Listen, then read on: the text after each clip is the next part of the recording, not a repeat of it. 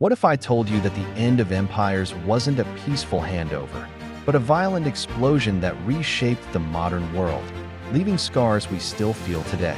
Hey everyone, and welcome back to the channel. Today, we're diving deep into a period of history that's crucial to understanding our world: decolonization. You know, when countries under colonial rule fought for and gained their independence. But here's the thing, it wasn't always the smooth transition you might imagine. In many cases, it unleashed a wave of violence that had profound and often tragic consequences. Stick around, because by the end of this video, you'll understand why this period was so turbulent and why it still matters so much. So let's set the stage. After World War II, the old colonial powers, Britain, France, Portugal, you name it, were weakened. At the same time, nationalist movements in Asia and Africa were gaining serious momentum. People were tired of being ruled by distant powers, of having their resources exploited, and of being denied basic rights. The dream was simple: freedom, self-determination, a nation of their own. Sounds pretty straightforward, right? But the reality? Oh boy, the reality was far messier. See, decolonization wasn't just about raising a new flag. It was about dismantling systems built over centuries, systems that often benefited the colonizers immensely. And those who had power rarely give it up willingly. This inherent tension is where the violence often began. One of the biggest and most devastating legacies of colonialism was the borders. Think about it. European powers drew lines on maps based on their own convenience, often ignoring existing ethnic, linguistic, or religious groups. They'd lump rival communities together or split unified ones apart. It was like drawing a house plan without consulting the people who actually lived there. So, when independence came, these artificial borders became instant sources of conflict. Suddenly, newly independent nations were grappling with internal divisions. Groups who felt marginalized or oppressed within these inherited borders started fighting for autonomy or even separation. This is a huge reason why so many post-colonial nations have faced civil wars and ethnic strife. Makes you wonder, doesn't it? How much easier things could have been with more thought put into those borders. Another massive factor was the global political climate. The world was now largely bipolar, dominated by the United States and the Soviet Union, the Cold War era. Both superpowers saw newly independent nations as potential allies, or even battlegrounds for their ideological struggle. They weren't always interested in the genuine well-being of these nations. They were interested in influence. This led to external powers often supporting different factions within a decolonizing country. They provide weapons, funding, or even direct support to groups that align with their interests.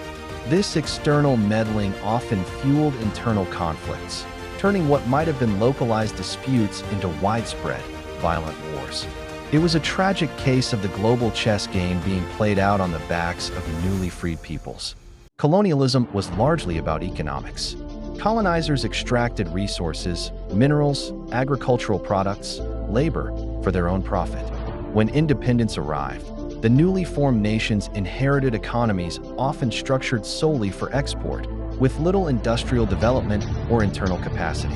The fight wasn't just over political freedom, it was also about who would control these valuable resources. This often led to intense struggles. Sometimes, former colonial powers or corporations tried to maintain control over key industries. Other times, newly independent governments tried to nationalize resources, leading to backlash.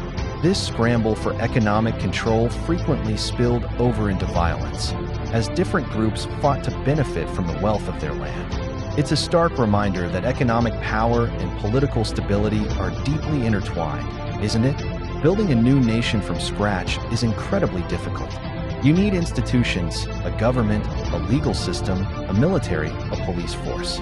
For many decolonizing nations, this meant creating these structures rapidly, often with limited resources and expertise. And here's the tricky part. Consolidating power often involved suppressing dissent or opposition. To establish their authority, new governments sometimes resorted to force against groups that challenged their rule, whether they were ethnic minorities, political rivals, or former resistance fighters who felt sidelined. This internal consolidation of power while sometimes necessary for state survival, could also be incredibly violent. It's a complex balancing act. How do you build a unified nation without crushing the diversity within it? What do you think is the best way for new governments to gain legitimacy? Perhaps one of the most tragic examples is the partition of India in 1947. Britain granted independence to India, but they also divided it into India and Pakistan, based largely on religious lines.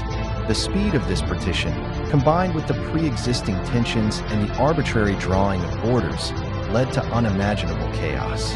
Millions were displaced, fleeing across newly created borders. Estimates suggest anywhere from hundreds of thousands to over 1 million people died in the ensuing communal violence, riots, massacres, and brutal attacks. Families were torn apart, communities destroyed.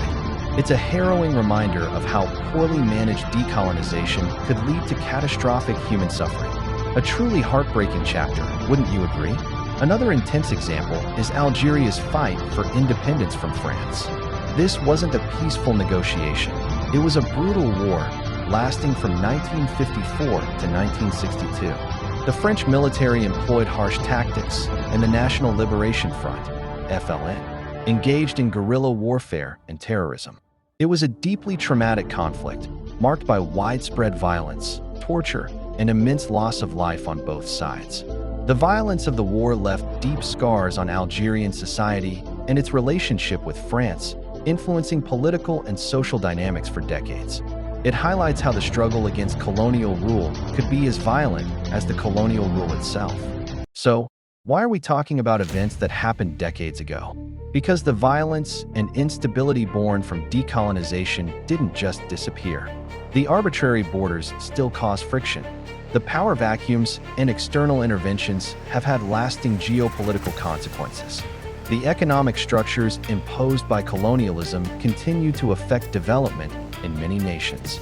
Understanding this history is key to understanding many of the conflicts, political challenges, and economic disparities we see around the world today. It helps us see the roots of current crises and approach them with more nuance and empathy. It's not just history, it's the foundation of our present. What aspect of decolonization surprised you the most? Did you learn about any of these violent transformations in school? Let me know your thoughts in the comments below. I read every single one. And hey, if you found this video informative and thought-provoking, please give it a thumbs up. It really helps the channel reach more people. And if you haven't already, hit that subscribe button and the notification bell so you don't miss our next deep dive into history. Thanks so much for watching. It's been a journey, hasn't it? We've seen how the dream of independence often collided with harsh realities, leading to widespread violence. Understanding this complexity is vital. Join us next time as we explore the surprising impact of the Silk Road. Until then, keep questioning, keep learning,